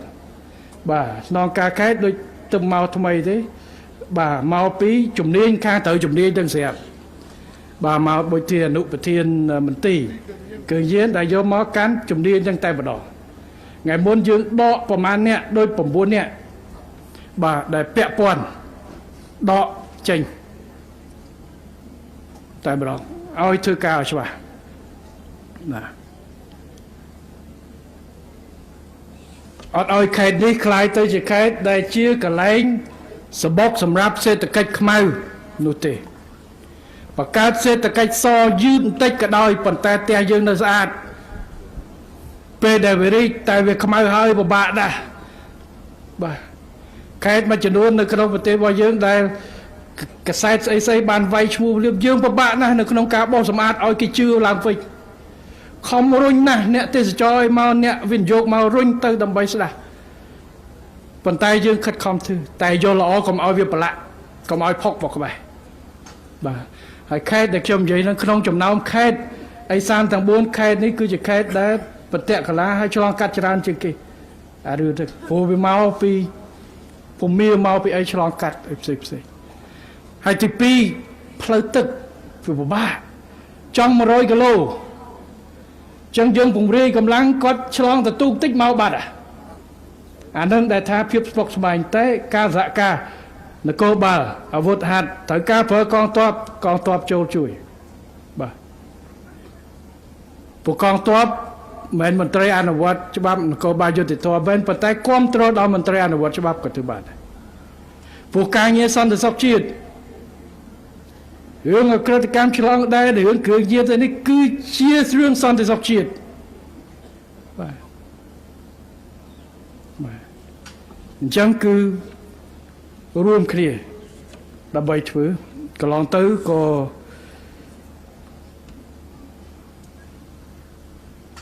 ដូចឯកឧត្តមតុនឆៃតនឆៃបាទមេសុបចុងក្រោយគេដែលខ្ញុំប្រកាសមុននឹងខ្ញុំទៅទួនាទីនយោបាយបាទចំណុចឧត្តមតុនញៀនបាទគាត់ជឿអញ្ចឹងគឺយើងសហការគ្នាក្នុងការធ្វើកិច្ចការទាំងអស់នេះគឺជាអ្វីដើម្បីផលប្រយោជន៍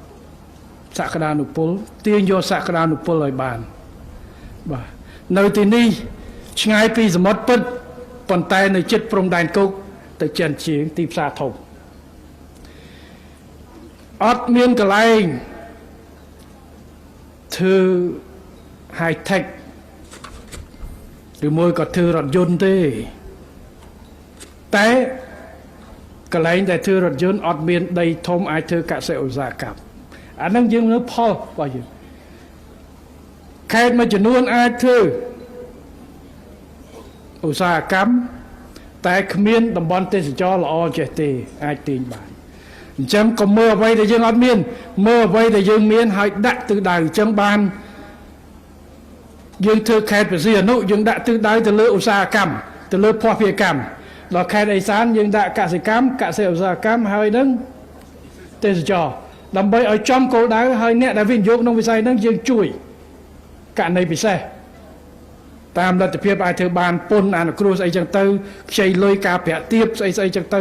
ដើម្បីឲ្យគាត់ជួយមកបង្កើតបាទពួកគោលដៅធំប្រជាពលរដ្ឋធុរកិច្ចគឺជាឧបករណ៍វិស័យឯកជនគឺជាឧបករណ៍រដ្ឋចង់បង្កើតការងារចង់ឲ្យជីវភាពរស់នៅប្រជាពលរដ្ឋរីកចម្រើនត្រូវកាន់ពឹងលើវិស័យឯកជនដើម្បីគាត់ដើរតួក្នុងការពលរដ្ឋមិនអាចបាទមានអ្នកខ្លះគេប្រាប់ថារដ្ឋគួរតែធានាដើម្បីឲ្យប្រជាជនយើងមានការងារគ្រប់គ្នាអ្នកជាប់បាក់ឌុបទាំងអស់រដ្ឋយកធ្វើបុគ្គលិករដ្ឋទាំងអស់ខ្ញុំថាចប់បាត់អត់ទេរដ្ឋអត់អាចមានមន្ត្រី2លាននាក់ទេបាទឥឡូវគ្រាន់តែប្រមាណអ្នកហ្នឹងអត់ក្អេងអង្គុយផងមកតែ2លាននាក់ទៀតហើយខេត្តយកមន្ត្រីមួយខេត្ត50000នាក់អីចប់បដ ாய் ចឹងត្រូវការងារគ្រប់វិស័យទាំងអស់ក្រៅប្រព័ន្ធក្នុងប្រព័ន្ធវិស័យឯកជនអង្គការសង្គមស៊ីវិលធ្វើស្វ័យនយោជបើក business ខ្លួនឯងដើម្បីបង្កើតការងារដែលរដ្ឋបកលលក្ខណៈឲ្យគោលដៅកតាបកិច្ចរបស់រដ្ឋសម្រាប់ប្រជាជនម្នាក់សម្រាប់ខ្ញុំមានតែ3ទេទី1ធានាសុខភាពគាត់តាំងពីគាត់មុនកើតរហូតដល់គាត់ស្លាប់ទៅវិញបើនៅពេលដែលគាត់ចាប់កំណើតក្នុងពោះម្ដាយធ្វើម៉េចឲ្យម្ដាយមានស្អីមានឱកាសចឹងបើយើងមានកម្មវិធីឧបត្ថម្ភសាច់ប្រាក់ដល់ស្ត្រីមានផ្ទៃពោះមួយចំនួនដែលរួមទាំងស្ត្រីរាជការនិងប្រជាពលរដ្ឋដែលក្រីក្រកម្មករកម្មការីកូនកើតដល់2ឆ្នាំហើយមានកម្មវិធីឧបត្ថម្ភបដាជួយផ្សេងទៀតដល់ទី2គឺធានាឲ្យគាត់មានចំណេះដឹងបំណិនបាទបង្កើតសាលារុញសាលាដល់មូលដ្ឋានតាមទៅបានបឋមយើងបង្កើនគ្រូបង្កើនអីបន្ថែមហើយទី3ធានាជីវភាពរបស់គាត់បានន័យថាបង្កើនសុខភាពឲ្យគាត់មាននឹងណោសុខភាពមាំមួនចំណេះដឹងបំណិនគាត់អាចសមត្ថភាពបង្កើតឱកាសការងារឲ្យគាត់ធ្វើអីខ្លួនឯងក៏ធ្វើសេរីភាពក្នុងការប្រកបរបររបស់គាត់យើងធ្វើប៉ុណ្ណឹងបានយើងជាប់ហើយភារកិច្ចរបស់រដ្ឋបាទហើយបើគាត់បរាជ័យករណីពិសេសយើងត្រូវជួយគាត់តែឲ្យគាត់ចូលនៅក្នុងទីផ្សារដែលយើងធានាបរិស្ថានមួយនៃការប្រកួតប្រជែងអីបានល្អទៅបាទហើយគាត់ទៅកើតការងារបង្កើតអីបន្តគាត់អីគាត់ជួយគ្នាទៅបង្កើតកូនបន្ថែមទៀតយើងដល់7លាននាក់សង្ឃឹមថានឹងកើនដល់30លាននាក់ក្នុងរយៈពេល20ឆ្នាំបាទប្រទេសខ្លះថយប្រទេសខ្លះចាប់ផ្ដើមថយដោយសារចំនួនអ្នកស្លាប់ច្រើនជាងអ្នកកើតក្មេងៗចង់មានកូនឥឡូវអត្រាកើតកូនរបស់យើងឥឡូវខ្ញុំមើលថ្ងៃមុនមកត្រឹម1ក្បៀសហើយណាបាទនៅកន្លែងខ្លះដូចក្រុងអីមិនស្រួលចូលក្រ1ក្បៀសផងបាទខ្ញុំជួបជាមួយនាយករដ្ឋមន្ត្រីចិនអាដាមលីឈៀងកាលពីទៅចិនខែមុនអង្គុយបាយជាមួយគ្នាគាត់ថាឆ្នាំនេះចិនថយប្រជាជន3លាននាក់ចិនថយ3លាននាក់ក្មេងៗដែលឲ្យមានពីមុនឲ្យកូនតែមួយឥឡូវដែលឲ្យកូន2ហើយអត់មានអ្នកចង់បានទៀតព្រោះគាត់ទី1ធ្លាប់ទៅរស់នៅរបៀបហ្នឹងមានកូនមួយគាត់ក៏កូនមួយដែរកូនតូលអញ្ចឹងជំនាន់គាត់ក៏ចង់បានកូនតូលទី2កលែងចង់ការលែងចង់អីហើយម្នាក់រវល់រៀងខ្លួនបាទតែមានកូនត្រូវចំណាយទៅលើចិញ្ចឹមកូនចំណាយដល់អញ្ចឹងវាថយ đi rót thà bao hay rót thà bao chân tranh lôi chui ao tay ọt khúc còn môi chui của màn chân tay ọt khúc thì chẳng dừng nơi miền hay mấy châu máu khinh mọp cho ra sân khâm thà khét nơi ấy sàn đấy nên miền cồn càng thì trở hơn cũng áo tranh nhậm pinh mà cũng áo tranh nhậm bắt bong nhậm tiền miền tây mà ngày muốn trong tư sọc mũi nơi phun prek ấy nơi khai bắt bong vô pê mạ chất tới hay trong nông miền nè phần đất eco cho đó nè stream miền tây pua còn ta stream miền tây pua pi rồi hà dòng nè trong ta ô mình tên pê phần đất làng chọc này miền bong sấy mà nè nơi khai ná côn cốt phố bay nè cọt tam vô sấy đào pê phần đất bơ khơi pro tiết có thà là cú pê vô ta mũi nữa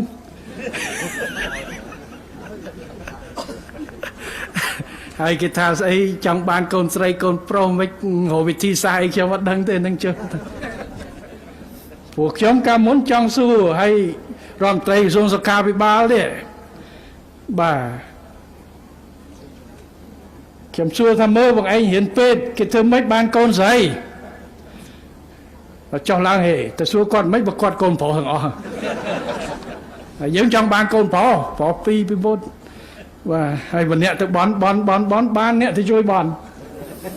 một phần kiếm ta chui tự bón này ông chơi ông cho xong ban côn phổ đó tìm phát pua mạ kia pi nè mềm tây pua mồn nè thì chui bón ta nè chui bón bao môn chẳng phải chia ông chơi ông cho mưa cho lòng lỡ sủa là dương mưa đắng mưa tam eco mưa ấy đó bà nè khác kia mình trong đăng cái cham spray trong khói đang hưởng bao kia phần hưởng năng mền mưa thì hưởng phê thì mưa hưởng sọc cặp hiệp sầm can côn dương mưa đăngประมาณแค่วิวัฒน์กับรัตนาเป็ดไอตีบ้านถ้าวิวัฒน์ทำเตยมันทำเตยคว้าไอ้ยังไม่จนก้าวเอาโคเป็ดกี่เท้าคว้าเช็ดได้เอาจะได้เช็ดได้ตึไปโกนพยายามผมมวยแค่การเมาเวลาอ่อนจังปัจจัยวิชียืนจังว่าเป็นบทเนี้ยจะเมื่อไอ้โก๊กจำนายน้อมเราจะบอกขอยบนแค่จำเตยแต่มนใบแค่อดจะบ้าเลยบ่าโกนขยมมาตีปีแล้วก็ใบแค่ไปยับแต่เมื่อบ่าตีมุ้ยใส่ยังจ้องบานพอการเมาใส่ดอตีปีแต่เมื่อไปยับแต่เมื่อใบแค่แต่บงเกิดทับโปรหอยจับสเปียรอยหดตัวเปียตากันน้องตาปลุกบ่ปลุกย้อมก่อนตอนโคใหญ่ก่อนนึสมัยเลือกเขยเป็นตัวเรียกากอดตาโกนย้อมบานผอให้เป็นแต่ปนย้อมใจไม่กัดให้ถ้าปนย้อมเงี้ยเลยสมาสดามสมาเช่นก็ตาใส่ย้อมตาสมัยเลยสมัยเชี่ยซ่านะอัดเตะตลอดก่อนมือตามตุ่มรอบจังบรรทาตุ่มรอบนี่มันแมนตาอัดเมียนนี่นะคลังเชียงไอโก้ดอกเป็ดดอกบาบูนใครเชียงแผงใครจะเบื่อบ่ดองเตี้ยเป็ดถ้าบอกไอ้จัดสเปียสวยใส่นะฮะการมุนจัดสเปียอ่อยพอให้จ่าก้อยเวบัตเตนะบอกเอ้ยชมจะล้อมมันนั่งจะอังพลายเวสมันตะก้อย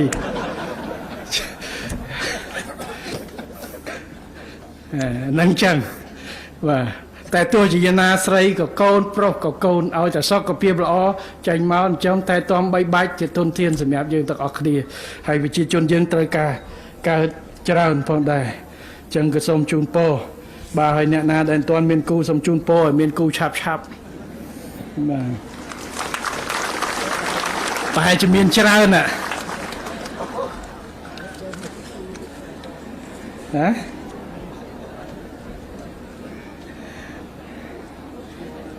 ยังบรรทอนนี้ขนมโกผมน้องดำใบฝนเลื่อนการอภิวัตสังคมเศรษฐกิจในขนมไข่แต่งบุญในภูมิภาคอีสานประกอบโดยประสิทธิภาพสะสดปริยาบ้านนั่งหนุ่มเวียนวัดเชื่อมส้มได้ใจเนื้ออนุสามวยจำนวนโดยขาดกล่าวตีมวยรถตะวันไข่แต่งบุญในภูมิภาคอีสาน ត្រូវបន្តថែរក្សាសុខភាពសុខសន្តិភាពនិងស្ថិរភាពនយោបាយដែលជាបុរេលក្ខខណ្ឌនៃការអភិវឌ្ឍសង្គមសេដ្ឋកិច្ចជាតិតាមរយៈការរក្សាទំនាក់ទំនងល្អនិងទំនុកចិត្តជាមួយអាជ្ញាធរនិងកងកម្លាំងប្រដាប់អាវុធរបស់ប្រទេសជិតខាងព្រមទាំងប្រឹងប្រែងពង្រឹងសន្តិសុខមូលដ្ឋានសណ្ដាប់ធ្នាប់សាធារណៈសវត្ថិភាពសង្គមស្របតាមស្មារតីនៃគោលនយោបាយភូមិឃុំសង្កាត់មានសវត្ថិភាពទី2រដ្ឋបាលខេត្តទាំង4នៅភូមិភាគឦសានត្រូវបន្តខិតខំកែលម្អផ្តល់សេវាសាធារណៈជូនប្រជាពលរដ្ឋតាមរយៈការពង្រឹងសីលធម៌វិជ្ជាជីវៈការទទួលខុសត្រូវនិងភាពស្អាតស្អំរបស់មន្ត្រីតាមពាក្យស្លោកមន្ត្រីជាអ្នកបម្រើរាជមន្ត្រីជាចៅហ្វាយរាជមិនមែនជាចៅហ្វាយរាជទេលើកកម្ពស់ការផ្តល់សេវារដ្ឋតាមយន្តការច្រកចេញចូលតែមួយខេត្តការិយាល័យច្រកចេញចូលតែមួយក្នុងស្រុកនិងយន្តការច្រកចេញចូលតែមួយឃុំសង្កាត់និងគ្រប់គ្រងគ្រោះមហន្តរាយក្នុងការត្រៀមធ្វើអន្តរាគមន៍ឆ្លើយតបគ្រោះមហន្តរាយធម្មជាតិដែលអាចកើតមានជាពិសេសក្នុងរដូវវស្សានេះក្រសួងស្ថាប័នពាក់ព័ន្ធត្រូវពង្រឹងការផ្តល់កិច្ចសហការជិតស្និទ្ធដល់ក្រមការងារជំរុញវិនិយោគក្នុងភូមិភាគឦសាន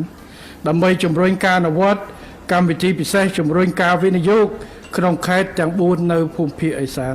នៃប្រជាណាចក្រកម្ពុជាឆ្នាំ2025-2028ប្រកបដោយប្រសិទ្ធភាពតម្លាភាពនិងគណនេយ្យភាពទី4ក្រសួងកសិកម្មរុក្ខាប្រមាញ់នេសាទនិងក្រសួងឧស្សាហកម្មវិទ្យាសាស្ត្របច្ចេកវិទ្យានវានុវត្តន៍ត្រូវសហការជិតស្និទ្ធជាមួយក្រសួងការងារនិងបណ្ដុះបណ្ដាលវិជ្ជាជីវៈនិងក្រសួងអប់រំយុវជនកីឡាដើម្បីរៀបចំកម្មវិធីអប់រំបណ្ដុះបណ្ដាលសម្រាប់បង្កើតជំនាញនិងផ្លាស់ប្ដូរជំនាញដល់ប្រជាពលរដ្ឋក្នុងខេត្តទាំង4នៅភូមិភាគឦសានសម្ដៅអភិវឌ្ឍមូលធនមនុស្សជាពិសេសក្នុងវិស័យកសិកម្មទេសចរនិងសេវាគាំទ្រផលិតកម្មដែលមានទាំងជំនាញបច្ចេកទេសពិតប្រាកដនិងសីលធម៌វិជ្ជាជីវៈខ្ពស់និងឆ្លើយតបតាមសេចក្តីត្រូវការរបស់វិនិយោគទាំងបច្ចុប្បន្ននិងអនាគតហើយពេលនេះក៏មានក្រសួងបរិស្ថានក្រសួងទេសចរផងដែរដែលកន្លងទៅនៅក្នុងសហគមន៍ទេសចរមួយចំនួនក៏ចូលរួមនៅក្នុងការពង្រឹងសមត្ថភាពនិងរៀបចំនៅសេដ្ឋកិច្ចដែរចឹងសូមឲ្យថ្ងៃមុនដូចឃើញធ្វើពិធីឲ្យមួយនៅនេះបាទរដូវកាលបៃតងចឹងមានបុណ្យទលេមានបុណ្យអីកម្មវិធីព្រឹត្តិការណ៍ផ្សេងខេត្តទាំង4ហ្នឹងដូរវេនគ្នាធ្វើបាទដើម្បីយើងបង្កើតបើមិនបានអ្នកមកពីក្រៅក៏អ្នកទាំង4ហ្នឹងកុំឲ្យអ្នកស្ទឹងត្រែងកុំឲ្យពិបាកទៅឆ្ងាយទៅត្រឹមមណ្ឌលគិរីរតនគិរីក៏អាចចឹងវិលជំវិញចុះឡើងផងតែសំខាន់បំផុតធ្វើការជាមួយនឹងខាងវិស័យទេសចររៀបចំ package tour ផ្សេងដែលយើងអាចបាទធ្វើម្នាក់ឯងបានមកកម្រិតតែបើធ្វើរួមគ្នាគឺអាចជួយគ្នាបានច្រើនបាទហើយយើងកំពុងតភ្ជាប់ទេសចរជាមួយប្រទេសឡាវវៀតណាមទៀតអញ្ចឹងនៅក្នុងតំបន់នេះគឺជាសក្តានុពលហើយទោះយើងគ្មាន CLV DTA តែកិច្ចសហប្រតិបត្តិការតំបន់ជាពិសេសនៅក្នុងតំបន់ដែលមានសក្តានុពលប្រហែលគ្នានេះគឺអាចជួយច្រើនបាទអានឹងទាញចេញពីគ្រប់កំប្រកាន់បាទរឿងអធិបតេយ្យភាពនៅតែមានគ្មានបាត់ដីតាទេចូលមកវិញគឺត្រូវតែសុំវីសាមិនមែនកាន់ប៉ាសពតណាចូលមកលើកលែងតែមានការឯកភាពគ្នាបាទដែលគេថាយក4ខេត្តទៅឲ្យណាទេវតាប្រោះព្រំទឹកមកច្រើនមកឲ្យនេះគឺក៏មានការបែកខ្លាយគឺយើងធានាបាទទាញសក្តានុពលសេដ្ឋកិច្ចគ្រប់គ្នាទៅវិញទៅមកហើយអនុវត្តច្បាប់ប្រទេសរៀងៗខ្លួនប៉ុន្តែអ្វីដែលសំខាន់គឺប្រតិកលាគ្នាដើម្បីទាញបាទនៅការបង្កើតសហធម្មពលនឹងគ្រប់វិស័យទាំងអស់ទី5ក្រសួងកសិកម្មរុក្ខាប្រមាញ់នេសាទក្រសួងឧស្សាហកម្មវិទ្យាសាស្ត្របច្ចេកវិទ្យានវានុវត្តន៍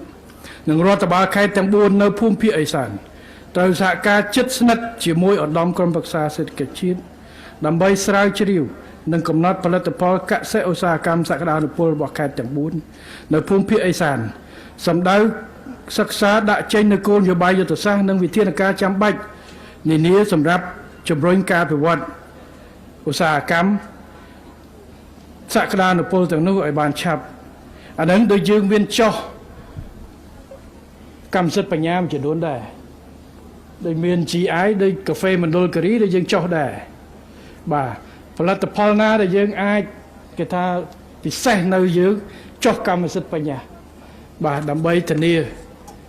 ព្រោះភូមិសាស្ត្រព្រោះអានឹងទីមួយវាអាស្រ័យទៅលើដី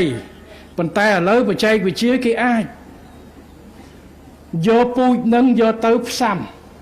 ដើម្បីធានាបានហើយបើយើងអត់ចុះទេអានឹងដោយពូជស្វាយចន្ទីយើងមួយចំនួនត្រូវចុះបាទឲ្យតន់បើមិនចឹងទេវាទៅជារឿងអីផ្សេងហើយអានឹងជាផលធំរបស់យើងបាទដើម្បីយើងធានានៅគេហៅព្រោះបើយើងនិយាយកសិកម្មយើងមិនអាចនិយាយគ្រប់មុខទេបាទខេត្តណាតំបន់ណាត្រូវរៀបចំជាមាត្រដ្ឋានព្រោះយើងមិនអាចធ្វើគ្រប់មុខហើយតូចទេខ្ញុំថាដើម្បីឲ្យកសិកម្មដើរគិតពីកសិឧស្សាហកម្មទៅបាទបើខេត្តតែមួយធ្វើមិនអស់ធ្វើ2 3ខេត្តចូលគ្នាទៅបាទជួយចង្កាលដាំមួយខេត្តមានតែប្រមាណ1000ហិកតាតែអានឹងដើម្បីឲ្យឧស្សាហកម្មវាដើរត្រូវការ30000ហិកតាផ្គុំខេត្តជាមួយគ្នាគោលនយោបាយរួមជាមួយគ្នា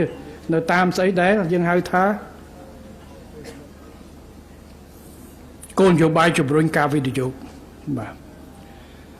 ទាញសក្តានុពលជាមួយគ្នា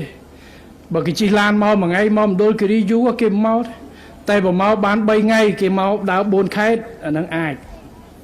បាទមានកន្លែងលេងឲ្យគេអានេះគ្រាន់តែថាជាគឺចង្ការគេជិះកប៉ាល់ហោះដែលយើងភ្ជាប់3ប្រទេសចង្ការគេជិះកប៉ាល់ហោះទៅលេងវៀតណាមពីអឺរ៉ុបមកគេចង់ចំណាយ4ថ្ងៃតែគេអត់ចង់នៅតែមួយប្រទេសទេគេចង់មកប្រទេសជិតខាងអញ្ចឹងគេថែមមកអត់ទេ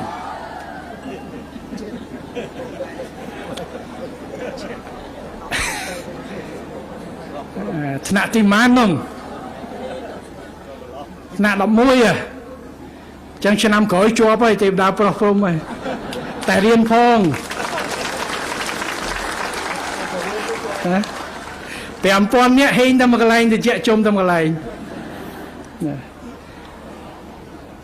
ហើយមុននឹងបញ្ចប់ជាថ្មីម្ដងទៀតខ្ញុំសូមថ្លែងអំណរគុណយ៉ាងជ្រាលជ្រៅចំពោះថ្នាក់ដឹកនាំមន្ត្រីរាជការកងកម្លាំងប្រដាប់អាវុធនិងប្រជាពលរដ្ឋខេត្តស្ទឹងត្រែងទាំងអស់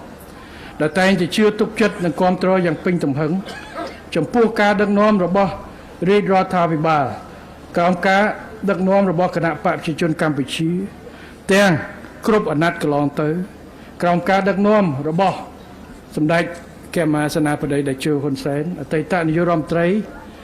បច្ចុប្បន្នជាប្រធានព្រឹទ្ធសភានិងជាប្រធានគណៈបកប្រជាជនកម្ពុជានិងគាំទ្រទៅដល់រដ្ឋាភិបាលនេះអាណត្តិទី7នេះការគាំទ្រទាំងនេះគឺជាកម្លាំងចិត្តដ៏ធំបំផុតសម្រាប់លោកខ្ញុំនិងរាជរដ្ឋាភិបាល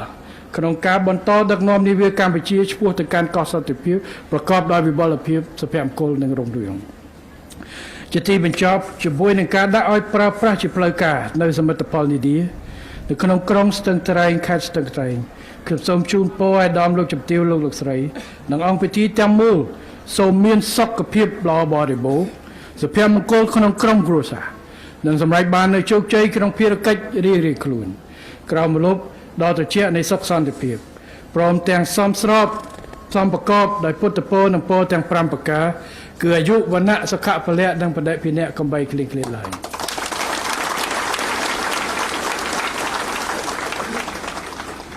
សម្រាប់ព្រឹកនេះមានយុវជនកាយរិទ្ធយុវជនកាកបាទក្រហមយុវជនសសយកយុវជនគណៈបកខេត្តយុវជនស្រឡាញ់សន្តិភាពយុវជន157គណៈចលនាយុវជនមូស្លីមគរុសិស្សនិងនិស្សិតចំនួន1916នាក់បាទម្នាក់ថវិកា20000រៀល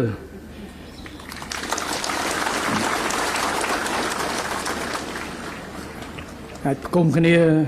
ជប់លៀងបានជូនលោកគ្រូអ្នកគ្រូក្រុងស្ទឹងត្រែង497នាក់អ្នកថវិកា50000រៀលជូនសាលាមធ្យមសិក្សាសុខាភិបាលភូមិភាគខេត្តស្ទឹងត្រែងនិងមជ្ឈមណ្ឌលគរុកសលភូមិភាគអេសានសាលានីមួយថវិកា5លានរៀលជូនសាលាក្រុងស្ទឹងត្រែងថវិកា2លានរៀលក្រុមគ្រូពេទ្យប្រចាំអង្គពិធីថវិកា3លានរៀលនិងក្រុមតន្ត្រីសម័យថវិកា10លានរៀលផងដែរថ្ងៃនេះមាន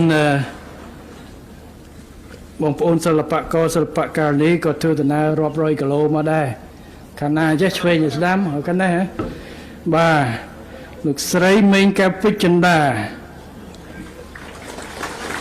អ្នកនាងស៊ូលីនដាហើយអ្នកសរសេរហ្នឹងស៊ីសណូកហ្មងអត់ព្រមហៅអ្នកនាងមេងកែវពេជ្រចិន្តាយ៉ាងក្មេងអរគុណណាស់អ្នកនាងស៊ូលីដាអ្នកនាងសុងនីតាលោកយ៉ែមសំអូនលោកជឹមជឿនលោកបូសបាសត្យាលីវអានកញ្ញាសុរដ្ឋាអ្នកនាងហ៊ុនសរនលោកហេងបន្លាបបាទលោកវ៉ាន់ផាន់ណារ៉ាលោកហែមមនីរិទ្ធនិងអ្នកនាងមឿននិមលហើយពេញប៉ោងបាទអ្នកខ្លះអត់ស្គាល់ទេមឿននិមលតែបើពេញប៉ោងស្គាល់នឹងដូចជឿនចន្ទរាអញ្ចឹងជប់ទៅពាក់មេដៃថាអត់ឃើញពាក់មីមកអានឈ្មោះគេសោះហ្នឹង